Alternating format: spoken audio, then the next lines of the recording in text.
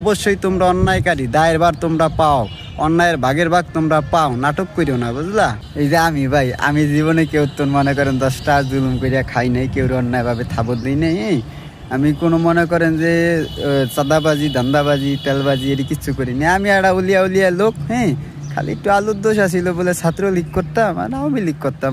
এর লিগে কি আপনারা আমার গাইলিবেন? এর লিগে কি আপনারা আমার মনে করেন যে নানান বাজে কথা বলবেন, মাইদ দিতে চাইবেন কেন ভাই?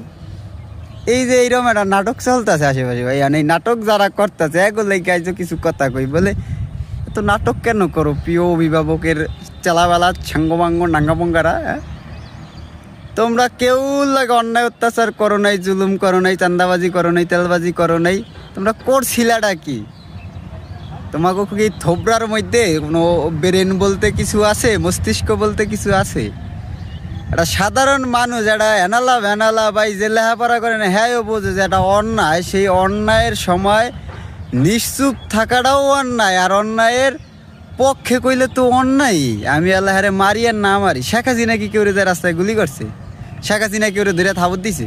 কারণ আমি যদি কই কিরে ভাই শেখ হাসিনায় তো এইটা দায়ভার পায় না, হ্যাঁ তো যায় রাস্তায় কেউ গুলি করে নেই।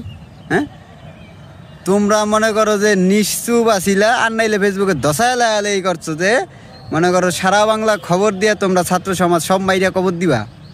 হ্যাঁ, তোমরা হনে এত সাধু দাও কেন বাবা? এই যে তোমাগো যে নাটক, তোমাগো এই নাটক দেখলে তোমাদের চেহারায় মূত্র বিসর্জন করার তীব্র ইচ্ছা হয়, কিন্তু আমরা করবো না, কারণ মূত্র বিসর্জন করলে তোমাগো চেহারায় মূত্রের বেজ্জতি হয়। তোমরা একটা সাধু হাজ দিছো। তোমরা একটাবার বলছো যে এই যে অন্যায়গুলা রাষ্ট্রীয়ভাবে করতেছে সরকার বাহিনীরা, সেটা অন্যায়, এই কথাটা বলছো। তুমি সেটা বলো নাই, তুমি ছাত্রলীগের পক্ষে সাবাই গেছো, তুমি তারপরে নানান মনে করো ইতিহাস টানছো, গৌরব তোমাদের সারা জীবনের সব কিছু তোমাগো। এই জায়গায় তৃতীয় পক্ষ ঢুকাইছো, চতুর্থ পক্ষ ঢুকাইছো, ছাত্রগো সব শিবির বানাইছো, জামাত বানাইছো, বিএনপি বানাইছো, সাধারণ মানুষগুলারে পাখির মতো গুলি করে মারছে। সেই জায়গায় তোমরা পারো নাই যে না এটা অন্যায় এই কথাটা বলতে। আর আজকে তোমরা সাধু, তোমাদের গালিগালাজ করলে আজকে আমাদের অন্যায় না ভাই। দেশের মানুষ এত বলদা না।